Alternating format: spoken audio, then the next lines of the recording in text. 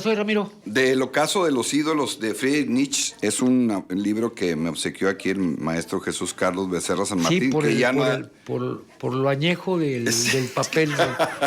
Que ya no va a tardar el maestro en llegar. Son tesoros de biblioteca, maestro. Sí, así es. Y la verdad que Nietzsche, que nació prácticamente a la mitad del siglo XIX y muere empezando el XX.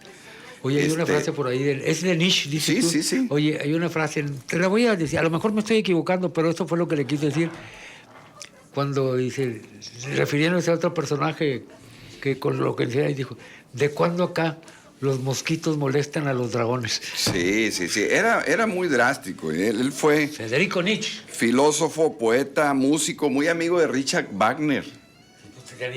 Sí, ¿y sabes cómo se llamaba la esposa de Richard Wagner? Cosima. Cosima. Cosima, era hija de Franz Liszt. Claro, de Franz Liszt, sí.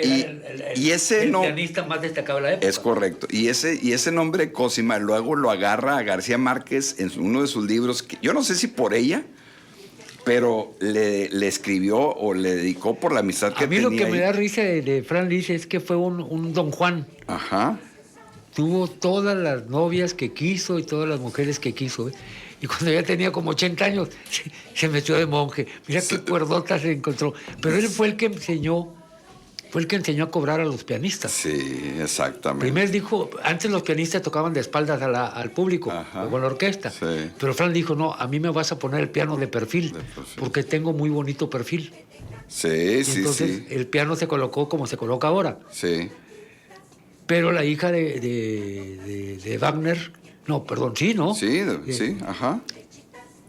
Total, bueno, te puedo platicar unas historias ahí de amores inconfesables. Es que, por ejemplo, Parsifal. Es una leyenda germana. Ahí fue la ruptura entre ellos dos. Así es. Porque Wagner decía que era para un día de la Semana Santa, para el Sábado Santo. Y entonces ahí se molestó Nietzsche con él. Sí. Y dijo que no, que esa ópera no era para eso. Y fíjate, el nivel intelectual que tenían. Y él también era un crítico de la música, Nietzsche. Tú tienes que escuchar a Wagner. Sí, sí, exactamente. Sí, ahora con que leo a esto, digo, sí tengo que escuchar a Wagner. Porque toda la obra operística de Wagner se basa en la mitología alemana, ¿no? Exactamente. Parsifal, Sigfrido, el oro del Rin y todas esas óperas. Sí. Y es una forma de entender la historia de la cultura. Y revoluciona la técnica orquestal Wagner. Sí, así es. Wagner se cocina aparte. Sí. Pero era medio... Pues, de hecho, Hitler era wagneriano. Sí, pues es que es esa línea alemana. De él, Nietzsche era un precursor la música de impresionante Schopenhauer. De la cabalgata, por ejemplo, de las valquirias. Ajá. Las valquirias eran unos seres mitológicos. Sí. Medio cachetones, era medio canijos. Alemana, sí. Y Nietzsche al final se quita la nacionalidad alemana, se enoja con todo el mundo, termina peleado con Federico Nietzsche. Sí. Algunos afirman que parte de la filosofía hitleriana viene parte del pensamiento filosófico. Y es que en los últimos años de también sufrió mucho, murió de sífilis, entonces era una enfermedad que no era ¿Cómo se llama el libro más famoso de Nietzsche? No Así hablaba Zaratustra. Así habló, Altos Sprach. Exactamente. Altos Sprach, Zaratustra. Exactamente, esos son los libros. Y le digo yo, como que parece inglés, bueno, hay algunas palabras, pero acuérdate que así como el castellano es una lengua romance que viene del latín, nos guste o no, el inglés viene del germano, hay palabras muy similares. Lenguaje germánico, ¿no? Sí, hay muchas palabras en inglés que es bien interesante. No, hombre, cuando tengas tiempo lee la vida de Wagner y de Franz Liszt. Sí, porque aquí lo dice, Nietzsche apreciaba a Wagner como un brillante apóstol catedrático. Esa es la visión que tenía él. Y era medio soberbio, Wagner. Exactamente. Se hizo hasta un festival, estando vivo él mismo, se nombró un festival conmigo. Sí.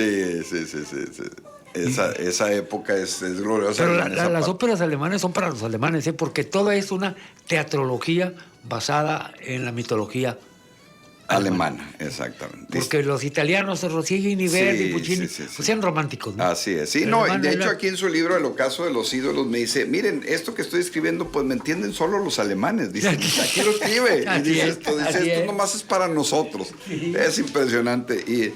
Y la filología, que fue un filólogo, es el amor a las letras, a las palabras. Entonces él era un filósofo que discutía todo, ponía a todo a una evaluación, una discusión, la sociedad, la familia, el pecado, la moral, la justicia, la democracia, el poder, el recurso económico, los sistemas políticos, los sistemas económicos. En este libro, por eso le llama El ocaso de los ídolos, porque dice, bueno, finalmente todo tiende a desprestigiarse, a desaparecer, finalmente nada permanece constante porque las situaciones van cambiando. Criticó mucho la religión, duramente fue un crítico de la religión, y también era ateo y era una persona que analizaba cada espacio de la sociedad para señalarlo. Por ejemplo, hablaba de la jerarquía y decía, me siento inclinado a restablecer la jerarquía en una época de sufragio universal. Ya estaba el hecho del voto universal. Esto es la época en que cada cual tiene el derecho de enjuiciar a cada individuo y a cada cosa.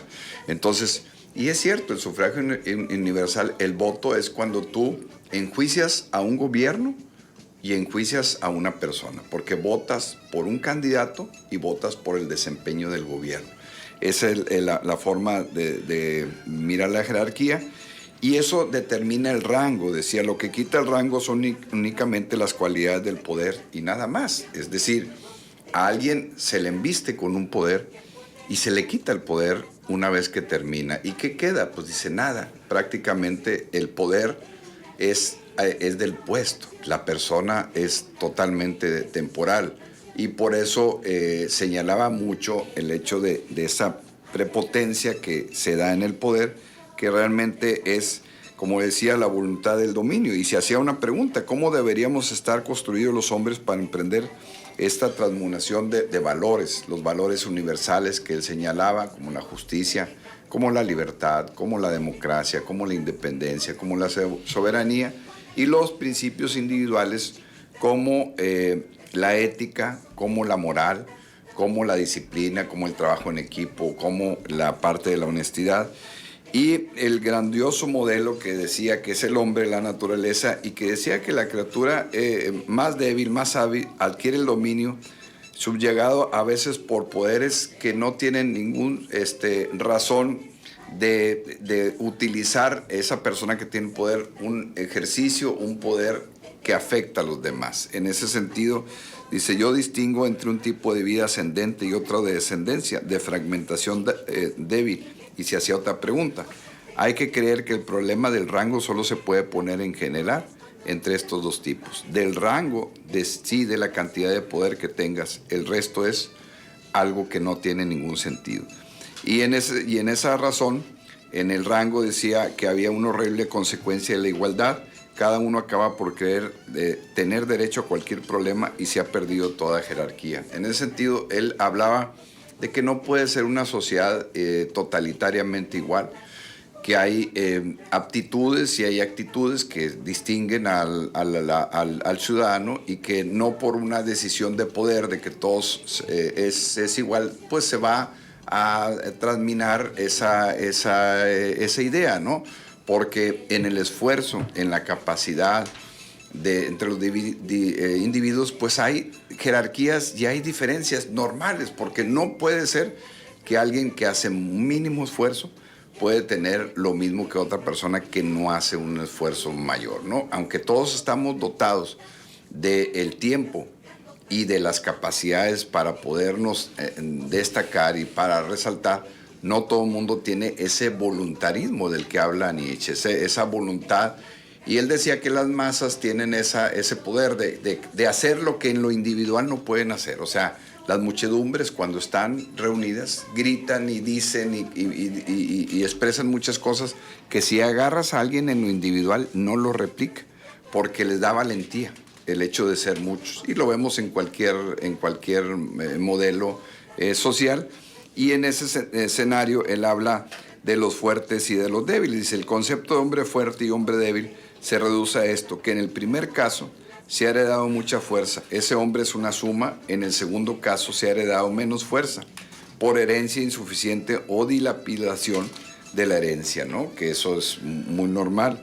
Y la debilidad puede ser un fenómeno inicial, aún poca fuerza, o bien un fenómeno final, no más fuerza. El punto básico es este: donde hay una gran fuerza y donde se debe gastar la fuerza, la masa, por ser la suma de los débiles, reacciona lentamente.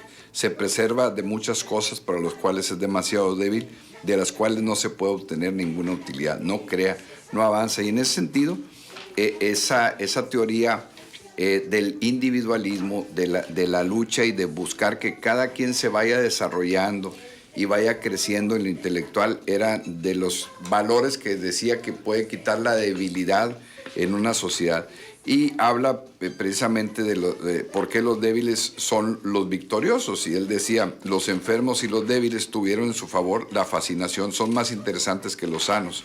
Dice: el loco y el santo son las dos especies humanas más interesantes. Tienen estrecho parentesco con el genio. Los grandes aventureros y delincuentes y todos los hombres, sobre todo los más sanos, están enfermos en cierta época de su vida. Los grandes movimientos del sentimiento, la pasión del poder, el amor, la venganza van acompañados de profundas perturbaciones. En cuanto a la decadencia, todo hombre que no muere demasiado joven la representa casi en todos los sentidos. Conoce, pues, por experiencia los instintos que son propios de la decadencia. Casi la mitad de toda vida humana es decadencia. Y en ese sentido, lo que nos dice Nietzsche es que es un proceso en donde vamos perdiendo fuerza natural a partir de los 35 años y la fuerza intelectual, la mente es lo que se preserva y lo que queda. Y en ese sentido que la sociedad tiene que proteger a los débiles, pero a veces los que se creen fuertes, la fortaleza no está en la constitución física, sino en la capacidad intelectual y de entender a la sociedad y al mundo. Y hace muchas reflexiones sobre este y otros temas, la voluntad del dominio, precisamente, u otros temas que tienen que ver como la nobleza. Habla del hombre noble, de una persona que es solidaria, que es atenta, que es respetuosa. También señala mucho el tema del porvenir y de la parte de la serenidad, en el sentido de poder tener una voluntad del dominio, que tú te puedas dominar a ti mismo, que puedas tener un control de tus emociones, en el sentido de que si tú te pierdes en que no puedes controlar tu temperamento, pues obviamente es muy normal que vayas a tener un enfrentamiento con la sociedad y contigo mismo. Y él, pues, fue una persona que siempre estuvo en contradicción con muchos de los filósofos y los personajes de su época, ahorita como lo comentaba con Miguel Ángel. Y él hablaba del principio de la persistencia de la energía que exige el eterno retorno. Es decir, que cuando tú te exiges, cuando tú eres persistente, finalmente las cosas regresan a su lugar, porque tiene que ver con la disciplina. Fue un hombre disciplinado, escribió muchos libros. Fue una persona que siempre estuvo haciéndose preguntas. Si uno ve este libro y todos, siempre están los signos de interrogación en cada página. No hay ninguna página de este libro, a mí me llama mucho la atención, en donde no haya un cómo, un por qué, qué es el principio de la fe, habéis elegido la virtud y el pecho. Cualquier página que habla de este libro de más de 350 páginas, no hay ninguna página donde no haya una pregunta. No hay desperdicio. No hay desperdicio. Entonces, ese es un filósofo, aquel que está cuestionando constantemente los temas. Habla de la vida de Sócrates. Dice: el problema de Sócrates: sobre la vida los hombres han pronunciado en todos los tiempos el mismo juicio. La vida no vale nada. Como decía José Alfredo, fíjense cómo lo escribió él en el año 1878, lo que José Alfredo hizo una canción. Dice: siempre y sobre todo se ha oído de los labios el mismo eco, un eco lleno de duda, de melancolía, de cansancio de la vida, lleno de resistencia contra la vida. Vivir significa estar enfermo durante mucho tiempo. Yo debo un gallo a Euculapio por mi curación. El mismo Sócrates estaba cansado de vivir. ¿Qué demuestra esto? Y se hace esa pregunta. ¿Qué indica esto? Se hace otra pregunta. En otro tiempo se dijo, si se dijo y bastante fuerza, en primer lugar lo dijeron los pesimistas. Aquí en todo caso debe de haber algo de verdad. Demuestra la verdad. Hemos de decir nosotros lo mismo. Tenemos derecho a decirlo. Aquí en todo caso debe haber algo de enfermizo. Nosotros respondemos a estos sapientismos de todos los tiempos. Habría que verlos ante todo de cerca. ¿Acaso no estaban todos ellos bien firmes sobre sus piernas, o eran tardos, o eran decadentes. ¿Acaso la sabiduría en la tierra no se parece a un cuervo a quien le entusiasma un poco de olor a carroña? Entonces vean nada más en este párrafo cuántas preguntas se hace sobre el tema de la existencia y de que la vida pues prácticamente no tiene sentido. Con todas estas preguntas, por eso Sócrates, acuérdense de su método de enseñanza, se acuerdan de la mayéutica. Sí, claro. Era una forma en que a través de preguntas, de cuestionamientos, hacía que su interlocutor empezara a dar respuestas sobre un problema. Exactamente, y ese es el mismo sistema que está utilizando cuando cita Sócrates, estarte preguntando. ¿Y a quién nos pregunta? A los que estamos leyendo su libro, porque uno cuando está leyendo las preguntas está construyendo de alguna manera respuestas. Y luego ya pasa a otro párrafo y dice: en mí esta irreverencia de creer que los grandes sabios son tipos de decadencia surgió por primera vez realmente en un caso en que tal irreverencia se opone del modo más absoluto al prejuicio de los doctos y los indoctos, los sapientes y los no. Yo reconocía que Sócrates y Platón son síntomas de decadencia, instrumentos de descomposición griega y antigriegas, el origen de la tragedia de 1872. Aquel que no es comprendido nos demuestra en modo alguno que tuvieran razón en las cosas en que se encontraban de acuerdo.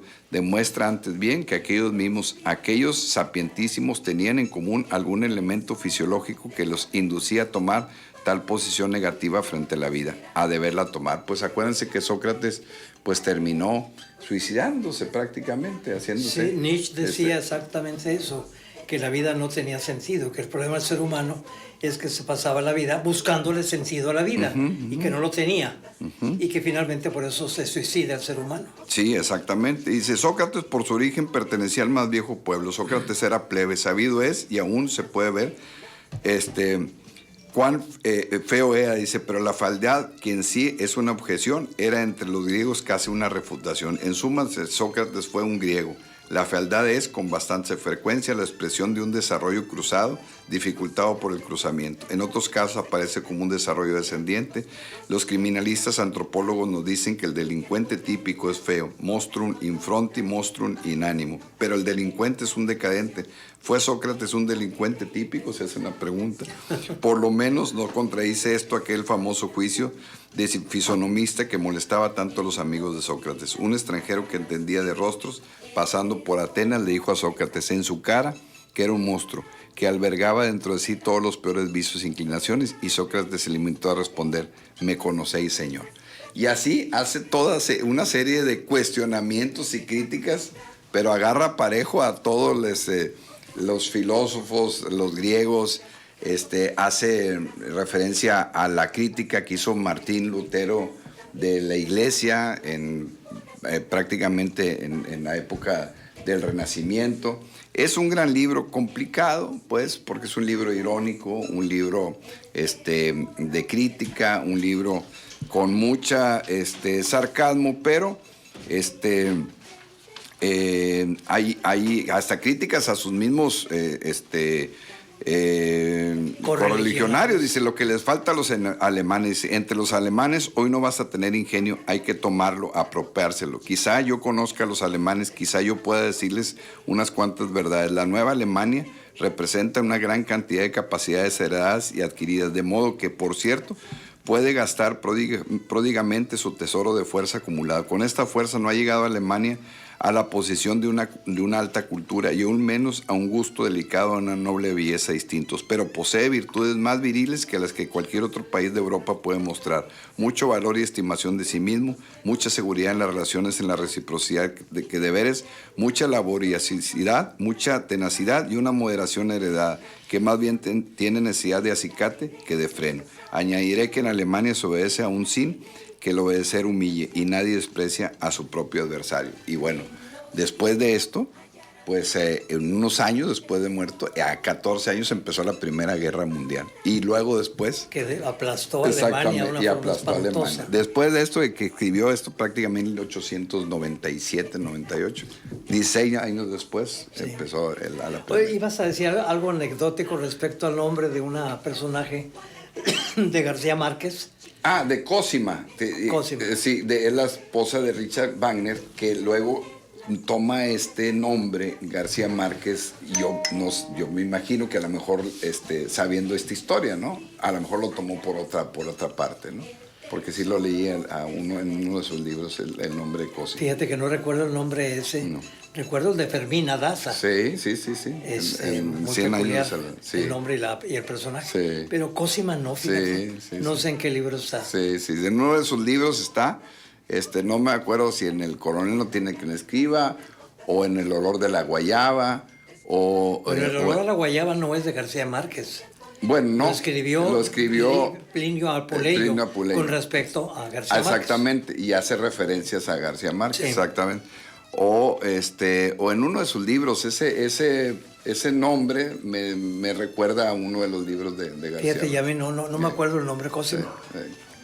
Pues esa es la reflexión, Miguel Ángel, del día de hoy. Tiene una frase que me gusta mucho de Federico Nietzsche, que es